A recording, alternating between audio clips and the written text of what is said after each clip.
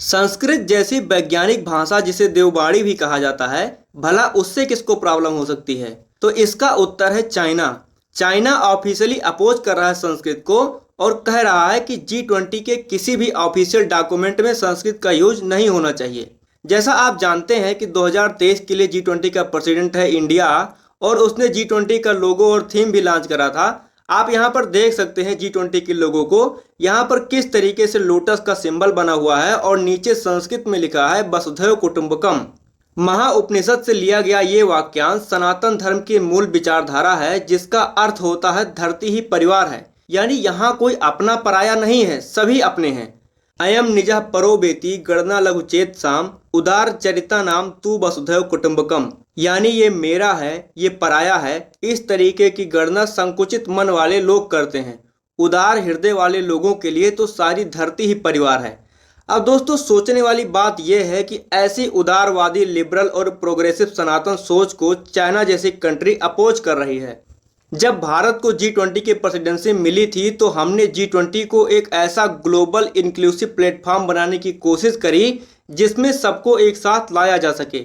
इसीलिए पीएम मोदी ने कहा था, India's G20 presidency will work to promote this universal sense of oneness. और इसी वजह से हमारा थीम था one earth, one family, one future, क्योंकि पूरा यूनिवर्स आपस में इंटरकनेक्टेड है। लेकिन अब आप इसी बात से अंदाजा लगा सकते हैं कि चाइना संस्कृत को अपोज कर रहा है तो उसके मन में इंडिया के लिए कितनी ज़्यादा नफरत होगी। चाइना P5 नेशंस में अकेला देश है जो भारत को UNSC में परमानेंट सीट लेने से रोक रहा है। और ये बात हमारे डॉक्टर एस जयशंकर साहब ने रिसेंटली पार्लियामेंट में ओपनली बोल भी दी है। आतंकवाद के मुद्दे पर भी चीन भारत के खिलाफ रहता है, यहाँ तक कि भारत की इकोनॉमिक राइज पर भी चाइना रुकावट डालने की कोशिश कर रहा है।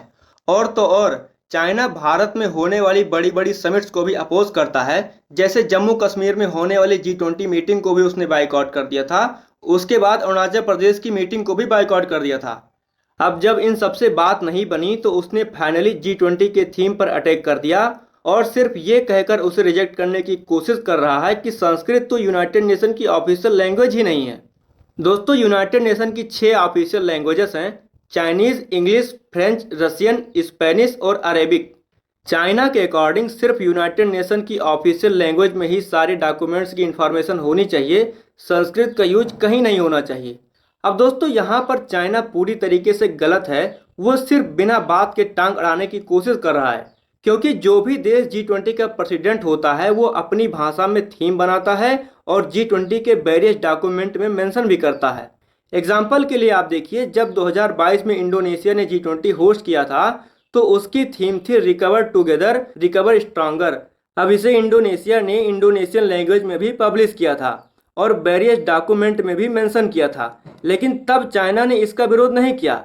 अब हिपोक्रेसी दिखाते हुए भारत का विरोध कर रहा है, क्योंकि इंडोनेशिया एक छोटा सा देश है, उससे चाइना को कभी कोई खतरा नहीं है। लेकिन दुनिया में अगर कोई चाइना को टक्कर दे सकता है तो वो इकलौता देश है, वो है भारत। इसीलिए वो इंडिया को हर तरीके से डिमोरलाइज करने की कोशिश कर रहा है। बाकी किसी भी देश ने कोई आपत्ति नहीं जताई है, क्योंकि करंट प्रेसिडेंसी इंडिया के पास है तो इंडिया का हक बनता है कि वो जैसे चाहे जो भी चाहे लिख सकता है। अब आपके मन में आ रहा होगा कि जैसे चाइना ने चाइनीज यानी मैंड्रिन लैंग्वेज को यूनाइटेड नेशन की ऑफिशियल लैंग्वेज में ऐड करवा लिया तो हम संस्कृत को क्यों नहीं ऐड करवा लेते। तो देखिए, भारत ने कभी भी यूनाइटेड नेशन में संस्कृत को as an official language promote नहीं किया है। हमारा सारा फोकस है हिंदी की तरफ। आपको याद होगा कि जब सुषमा स्वराज जी हमारी फॉरेन मिनिस्टर थीं तभी उन्होंने हिंदी को यूनाइटेड नेशन में ऑफिशियल लैंग्वेज का स्टेटस दिलाने के लिए काफ़ी प्रयास किया था। और अभी 2022 में डॉक्टर एस जयशंकर साहब ने कहा था कि हमारी कोशिश जारी है कि हम जल्द से जल्द हिंदी को यूनाइटेड नेशन की ऑफिशियल लैंग्वेज बना ले जाएं। दोस्तों, जैसा चाइना में मैंड्रिन लैंग्वेज को सब सपोर्ट करते हैं, वैसा सपोर्ट इंडिया में हिंदी को नहीं मिलता। यहाँ बहुत सारे लोग हिंदी के विरोध में आ जाते हैं। कुछ लोग तमिल का सपोर्ट करते हैं तो कुछ लोग इंग्लिश का। इसीलिए पूरा देश एक मत नहीं हो पा रहा हिंदी को लेकर। खैर, अभी के लिए हम लोग हिंदी को यूनेस्को तक पहुंचा चुके हैं, यानी यूनेस्को में हिंदी यूज हो रही है और जल्दी ही ये बनेगी यूनाइटेड नेशन की ऑफिशियल लैंग्वेज, क्योंकि इसे बोलने वाले लोग बहुत ज़्यादा हैं। रशियन से ज़्यादा इंडिया में तो लोग बंगाली बोलते हैं। इसीलिए 100% चांसेस हैं कि यूनाइटेड नेशन की ऑफिशियल लैंग्वेज में हिंदी एक दिन जरूर ऐड होगी। और रही बात वसुधैव कुटुंबकम पर चाइना के अपोज की, तो इसमें बाकी सारे देश इंडिया के साथ हैं। अब देखना होगा कि इंडिया चाइना की जिद के सामने झुकता है या नहीं। अब दोस्तों अंत में मैं आपसे जानना चाहूँगा कि क्या इस फ्रेज को हमें हटा देना चाहिए, चाइना को नाराज नहीं करना चाहिए, या हमें चाइना की आपत्ति को नज़रअंदाज करके मीटिंग ऑर्गेनाइज करते रहना चाहिए विथ वसुधैव कुटुंबकम।